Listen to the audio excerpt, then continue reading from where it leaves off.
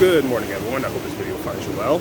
I'm broadcasting you live from Ventnor, New Jersey on this beautiful Monday morning in November.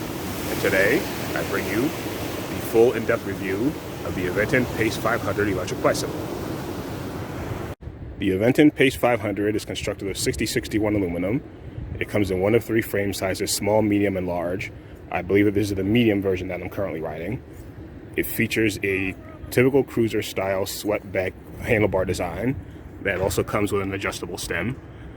It does not feature a suspension fork, although the Kenda tires do a good job of dampening most bumps.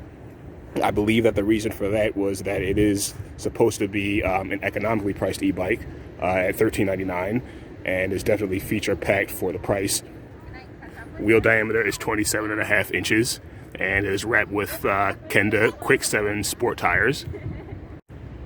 Power is provided via a 500 watt, 750 watt peak brushless in-hub motor that is mated to a 48 volt, 11.6 amp hour battery with Samsung cells. The management system is the M5 system. Again, a very reliable, tested, tried and true system. It features a thumb throttle on the left-hand side and the mode switch buttons also on the left-hand side. Stopping power is provided by a Tektro hydraulic disc brake system with 180 millimeter rotors both on the front and rear. And I've had this bike up to its top speed of 28 miles per hour before, and they definitely pull it down from that speed to a dead stop with very little problem. The drivetrain of the Pace 500 features a single rail 42 tooth cassette with 170 millimeter crank arms of travel. It is also mated to a Shimano Hyperglide 8-speed cassette. Again, this is a Class 3 e-bike, and it is actually rated to go to 28 miles per hour, as you see right here. So the 8-speed cassette is definitely needed, as it allows you to sustain higher speeds for longer periods of time, so you can get the projected range and mileage out of it and not be too heavy on the battery. The shifter is also a Shimano 8-speed trigger style shifter. It's probably the smoothest 8-speed trigger shifter I've used so far. I've seen a few on e-bikes.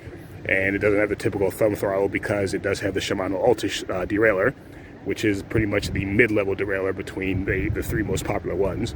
So you definitely get a better, you get better shifting action, upshifting and downshifting, and it's smoother and more accurate and more reliable. Construction overall is excellent. I know I've said this before about Aventon bikes, but they really do an excellent job when it comes to how they weld. The welds here are pretty much seamless and pretty much spot on.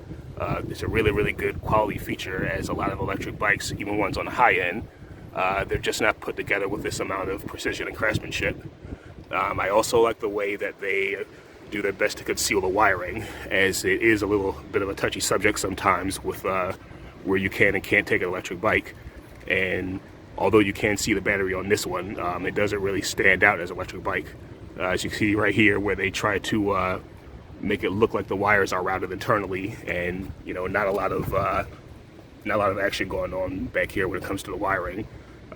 If you have an eye for e-bikes, obviously you can see by the motor in the back that it does have an electric motor, and of course you can see the battery. But if you're not an expert and didn't also see the big control module, but that could be for anything, you wouldn't really know it was an electric bike until you got a really good examination of it. Although this is the medium-sized bicycle, I would have preferred to ride the full-size one, but it's still very comfortable even for my height and weight. Again, I'm 6'2" and 240 pounds. The Aventon seat here is actually very plush and supportive, and it is actually a sprung seat. I do not believe all of them have that. And although the seat is in a relatively low position right now, I rode it like this for probably the better part of 20 minutes, and it's still very comfortable, and I don't really feel the need to adjust it. Back to the quality here. These are alloy pedals, although they might look plastic, but they're not. I'm not sure what brand they are though. And this is the cadence sensor for the pedal assist. It is a 12 magnet system, and it is sealed, so it is water resistant, but not really meant to be submerged. But another thing, back to the quality that Aventon builds their bikes with.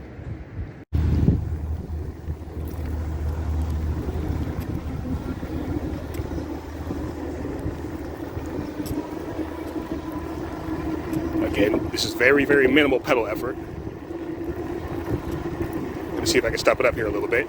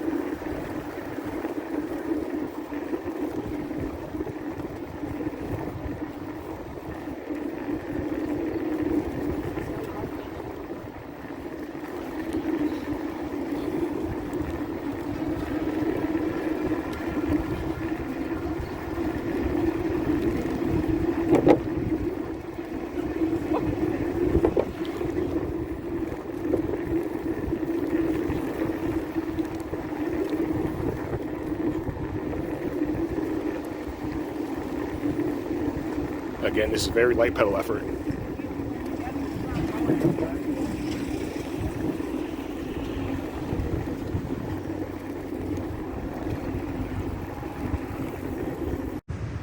That's going to wrap up my review of the Aventon Pace 500 electric bicycle.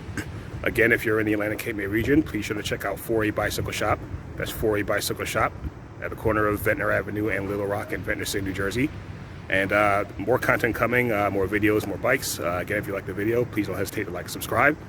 And catch up with you guys later.